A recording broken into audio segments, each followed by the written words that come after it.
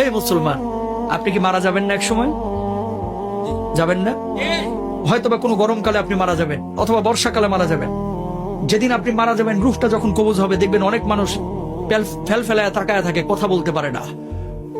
আপনি মনে করেন যে তার এখন পিপাসা লাগছে, কারণ রূহ কবজ শুরু হয়ে গেছে ভিতরে। দুনিয়ার সবচেয়ে কঠিন সময় হচ্ছে এই সময়টা, যে সময়টা মানুষের রূহটা কবজ হবে।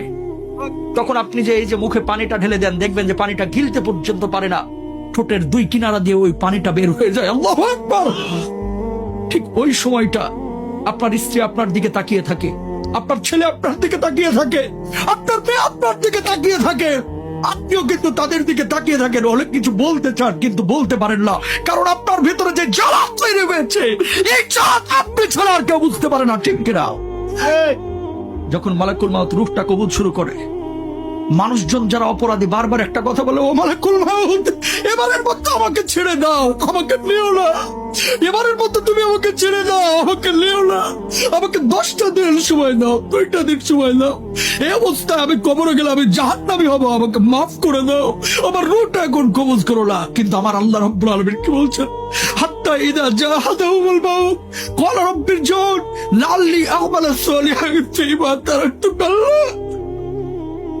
আমার আল্লাহ রাব্বুল আলামিন বলছেন, এই দুনিয়ার মানুষ, তোরকে আমি 60 বছরের জীবন দেই নাই, তোরকে আমি 40 বছরের জীবন দেই নাই, তুই কেন তখন বুঝলি না? কেন সৎ কাজ করলি না? কেন তওবা করলি না? ও মুসলমান, এই রূহ কবজের সময় কষ্ট যন্ত্রণা আপনার আমার হবে না, এই গ্যারান্টি আপনারা দিয়েছে কে? যন্ত্রণা। আল্লাহর নবীর যখন রূহটা কবজ করা হচ্ছে, নবীজির কপালটা বারবার ঘেমে যাচ্ছে। আম্মা যারা আয়েশা বলতেছেন, ইয়া রাসূলুল্লাহ, আপনার কপালটা ঘেমে যাচ্ছে কেন? আল্লাহর নবী বলছে, আয়েশা, আমার বুকের উপরে যেন উহুদ পাহাড়টা চেপে ধরা হয়েছে। আল্লাহু আকবার। আল্লাহর নবীর যদি এই অবস্থা হয়, আপনার আবার অবস্থাটা কি হতে পারে আপনি জানেন না? এই বাড়ি যাবে না আপনার সঙ্গে, গাড়ি যাবে না, কিচ্ছু যাবে না।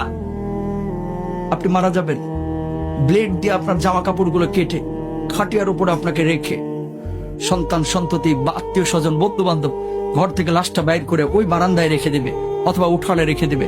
আপনার নাম ছিল আব্দুল কুদ্দুস, আব্দুর রহিম, সালমা, সাদমান, কত ভালো ভালো নাম। এখন কেউ আপনাকে নাম ধরে ডাকবে না, এখন আপনার নাম হয়ে গেছে লাশ। আপনার নাম কি? ওই মুয়াজ্জিন সাহেব মাইকে যে ঘোষণা দিবে, সেদিন আপনার নামের শুরুতে একটা ডিগ্রি লেগে যাবে, ডিগ্রি। সেদিন আপনাকে আর বলবেন আব্দুস সালাম সাহেব দুনিয়া থেকে বিদায় নিয়েছে, বরং বলবে মরহুম আব্দুস সামাদ আজকে দুনিয়া থেকে বিদায় নিয়েছে। ও মুসলমান, খাটিয়া যখন নিয়ে যাবে, সন্তানগুলোকে বলবে, ও সন্তান, তোর জন্য কি আমি বাড়ি করেছি না? তোর জন্য কি আমি 30 বছর 60 বছর কষ্ট করেছি না? ও প্রাণের সন্তান, খবরদার আমারে কবরে একা রাখিস না, একা রাখিস না, একা রাখিস না। ওই সন্তানগুলো কবরের মধ্যে নামবে, বাবাকে যখন শুইয়ে দিবে, সন্তানগুলো একচল একচল করে যখন উঠে যাবে, বাবা বলবে, ও সন্তান,